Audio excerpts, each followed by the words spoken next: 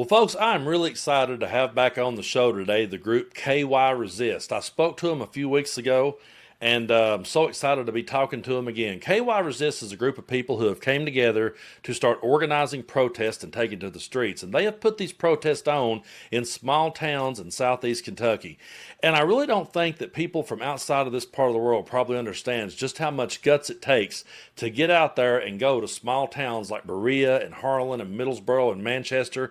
These are blood red areas that most politicians pass right by when they're on the campaign trail. But KY Resist is out there and they're speaking up. And they're being joined by people who are starting to feel the effects of this administration, who have had enough and are wanting to speak out as well. So they're going to be having another protest this Saturday, August 16th, in Richmond, Kentucky. This is going to take place at the Madison County Courthouse, and it will be happening from 4:30 to 7 p.m. So if you can be out there and be with them and join them in Richmond, Kentucky, please do.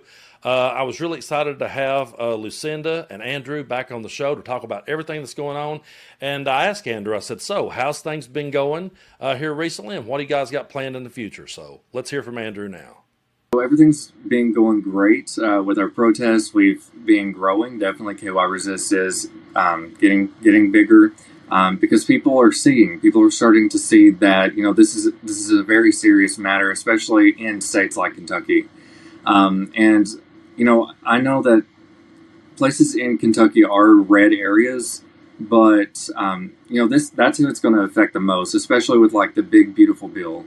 For instance, or it's not really so beautiful. That's what they called it. But so it's really going to affect a lot of people, and people are not realizing that, or they're not seeing it yet. And that's our purpose. It's not just to say like we don't like Trump, but it's also to say this is going to hurt rural people. This is going to hurt urban people. This is going to hurt people all over the country. And so our next protest, I'll actually have to check on the date on that one, but. The current one coming up this weekend is in Richmond, set to be from 4:30 to 7, and we're hoping to have a good number of people there. A lot of people have reported that they're going to be showing up. So yeah, we're really excited for it. And I really believe that's something that a lot more people needs to understand. We're not just here to bash Donald Trump. I know that's how it comes off to people on the opposing side. But what we've always been trying to do is raise awareness and let people know just how dangerous this president truly is and just how much his policies are going to affect other people. But people in our part of the world, they'd never thought that it would come here. They always thought that Trump was going to be going after the criminals. He was going to be going after the violent gangs. And I talked to Andrew about, how that people in our part of the world never thought that it would come here. They thought it was only going to happen to those violent gang members. But he did a really good job of explaining why that people feel the way they do about immigrants in this part of the world. Take a look. Well, I think that I have personally heard from people that like support it and that support this happening, which I try to avoid as much as possible. But, these people are not worried about if they're criminals. These people are not worried about if they're breaking the law or if they're hurting people. They're worried about one thing, and that is their race. And most of these people that support it, they're worried about because they're brown. And that's why it's not about any of the other issues that they're claiming it to be. From what I am seeing, from what I'm hearing, it seems to be a lot more than that. The people, Maga in particular, is worried about not these people's status or if they have made a criminal offense, if they've broken the law in any way. What they seem to be worried about is the color of their skin. And because they are not white, because they are brown, they want to detain them. They want to cage them up like animals. And it is not humane. It is sickening to me. And that is why that's one big reason why we started this, is because we're seeing innocent people being locked up for crimes that they didn't do. All they are doing is just trying to live a life, trying to be human, just like the rest of us. And that's another reason why we're protesting in Richmond this upcoming weekend. He's so right, and I'm just glad that he went ahead and said it out loud.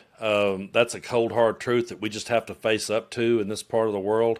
There are a lot of people, when you really start questioning them and pinning them down on it, they'll come right out and tell you that it's because of the color of their skin.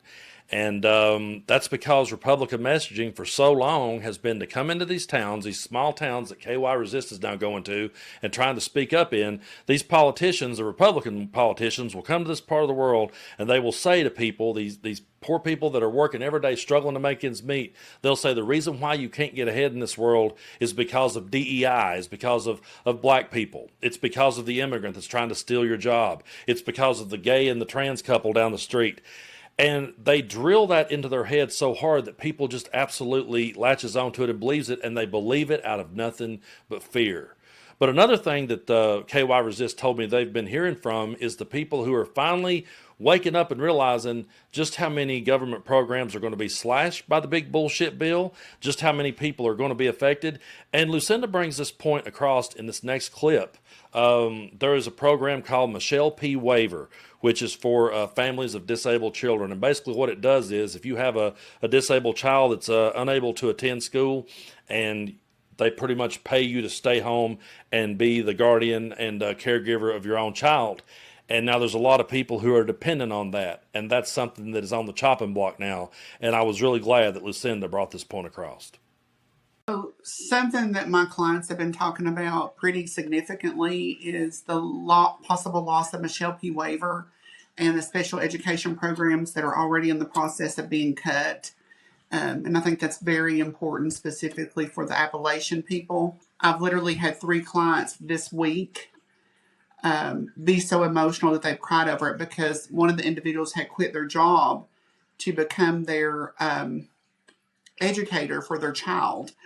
And so if that program gets cut, then they're going to lose everything. Like they're not going to be able to pay their bills. So the Michelle P. Waiver program is beneficial for more than one way for children that have disabilities that have no other incomes.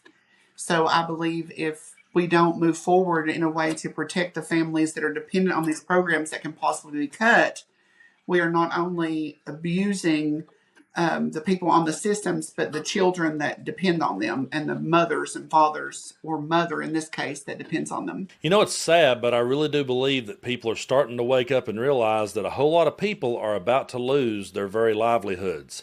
And, you know, you hear so many arguments that Republicans always love to make. They always love to say, well, if we just had that money back that we was spending over in Ukraine, they'll always say something like that.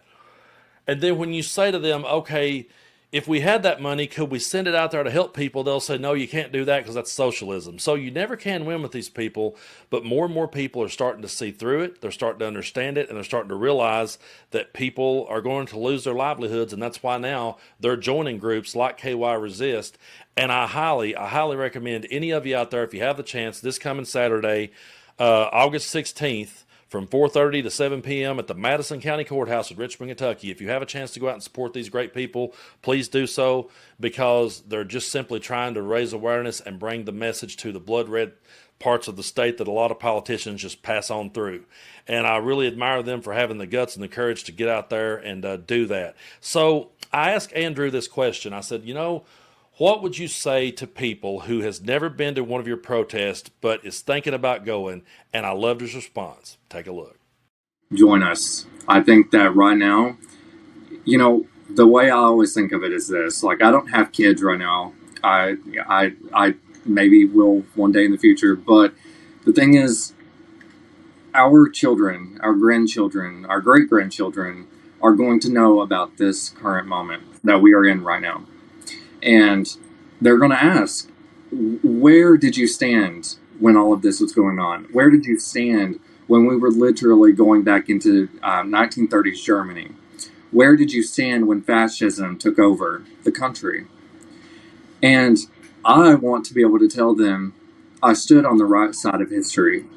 And that is so important to me, and I hope that it's important to everyone else. You know, we don't live forever, but when we die, we are going to have a legacy. And I want our legacy to be that we stood up to this. We stood up and we fought.